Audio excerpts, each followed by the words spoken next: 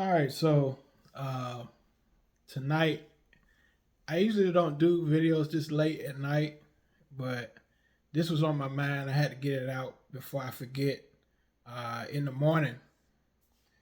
So I was in the kitchen. I was like, let me play on my Google just some great songs, throughout my years, of experiencing uh, the world of music. I said, let me play the greatest songs I've ever heard in my life.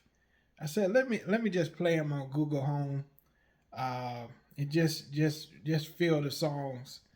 The first song I played was "Through the Fire" by Shaka Khan, and then I played "Hero."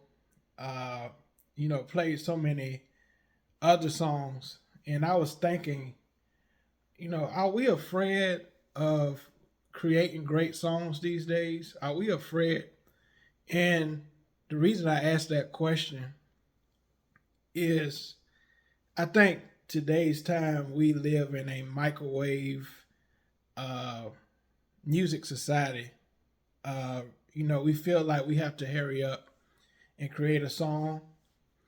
And the other thing I feel like because of technology, because of these things that we have, from a production standpoint, I think we've become lazy. I think we've become complacent with what we have as far as these resources, this technical, uh, technology. I'm trying to say technology resources. Uh, I think we've become lazy, as far as music is concerned. Even though a lot of great songs that we've heard was programmed, a lot of songs, especially the 80s and the 90s, they started programming songs. Uh, I feel like they still took time to make sure the mix is perfect, to make sure the vocals is perfect. I was watching Jay Valentine. He said something very important on R&B Money yesterday. They was interviewing MC Light on the show yesterday, and they was talking about why Tank asked why is songs not so it's not great anymore. We have good songs, we have hit songs, but why songs is not timeless like it used to be, like Anita Baker Caught Up in the Rapture, like all the Stevie Wonder songs.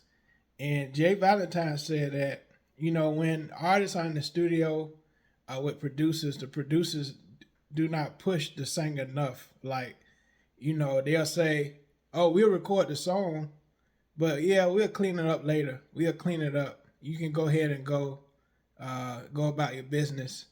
Instead of going and say, oh, let's do another take. Let's do another take. Uh, when I was looking at, the making of the album Thriller, Michael did so many takes. I heard on Billie Jean he did like 90 something takes, 90 something mixes on Billie Jean. Billie Jean, they did like 90 something takes on that song. And that's why that album is so much perfection. And yeah, it just made me think about so many things. Just being in my kitchen, eating and listening to these great perfection songs, that was out, in the 90s and the 80s. Um, and so that's just something I thought about, really listening to these songs in the kitchen. It's like, have we lost it? Are we afraid to create a huge ballad? I've seen songwriters, in this present time that's really, doing things. They say, I wish, I haven't wrote the song yet, but I wish I could write this song like so and so, a huge ballad like so and so back in the 90s. And so I think we can. You can. I think, I just want to do this video to motivate people that you can create a huge song. You can create anything you want. Just like Quincy say, just let God in and create that huge song, create that groundbreaking song, create that next My Heart Will Go On, create that next uh, like I mentioned in the short, All I Want for Christmas Is You. Create that timeless song and see what happens.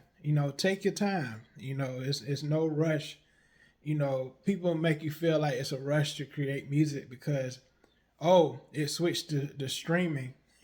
Now I have to rush and put out a whole album. No, you have to create a timeless record, and once you create that timeless record, it will, it'll help you, the rest of your life. It'll keep money in your pocket the rest of your life when you have that timeless classic hit record.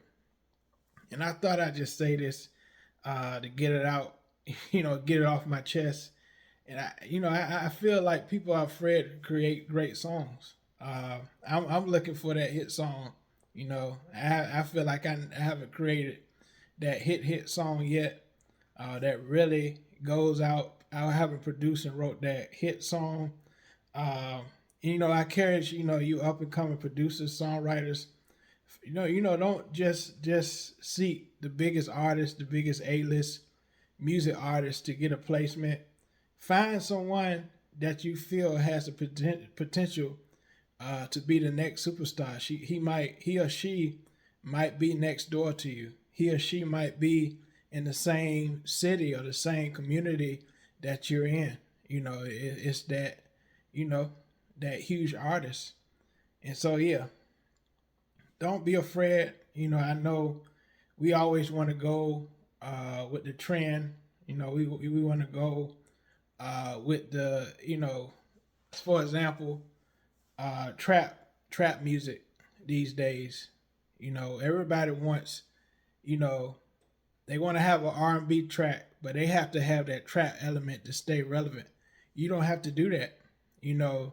JD is a perfect example. If you listen to even his latest hit songs like Pressure by Ari Lennox, uh, Made for Me, it's not really, it's the same formula, but it's packaged in a little twist. And JD's learned the secret to creating hits, creating hits. He said he listened to somebody, he listened to people on TikTok. They was using "We Belong Together" on TikTok. He said, "Let me use the same type formula as far as the beat and stuff like that, but create a whole new song." And "Made for Me" is a hit. Now I feel like "Made for Me" by Money Long is that hit now. It's that classic timeless song that people is going to remember. And shout out to Money Long, aka Priscilla Renee, a hit songwriter. uh I feel like she's underrated. And so I ain't mean for this video to be this long, but it's just a whole lot on my mind that I had, going upstairs eating and listening. I said, let me listen to the greatest songs I ever heard in my life. And I was just blown away by how much perfection these songs, like Anita Baker, Caught Up in the Rapture, uh, just so many great songs and so many great producers back then that really took their time to create quality, classic, timeless music. And so appreciate y'all for watching. All right, peace.